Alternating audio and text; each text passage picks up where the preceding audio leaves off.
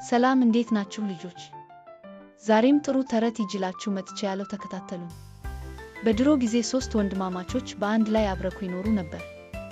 ከዕለታት አንድ ቀን ለሞፈር የሚሆን እንጨት ለመቁረጥ በአቅራቢያቸው ወዳለው ጫካ ተያይዘው ሄዱ። ጫካው ለሞፈር የሚሆን እንጨት ያላቸው ብዙ ዛፎች አሉት። ነገር ግን ሶስቱም ለመቁረጥ የማይደክም አጠር ያለ ዛፍ ማማረት ጀመሩ።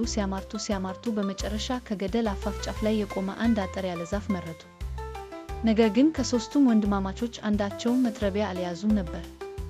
ሶስቱም አንተ ሂድና አምጣ ሲባባሉ ቆይተው መስማማት አቃታቸው። በመጨረሻም አንዳቸው ቤት ሂደው መጥረቢያ ለማምጣት ስንፍና ይዟቸው ዛፉን ነቅንቀው እንዲወድቅ ለማድረግ ተስማሙ። ዛፉ ገደል አፋፍ ላይ ስለቆመ ከገደሉ በተቃራኒ እንዲወድቅ ለማድረግ አቀዱ። ከዛም ሶስቱም ዛፉን በኃይል ከገደሉ በተቃራኒ አቅጣጫ እንዲወድቅ መነቅነቅ ጀመሩ።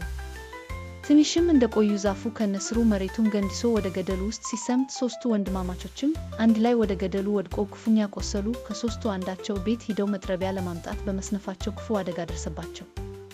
የስንፍና መዘዙ ብዙ ነው። ስንፍና ለጉዳት፣ ለኪሳራ፣ ለአደጋ ያጋልጣል። ተረቴም መልሱ አፌን በዳቦ አብሱ።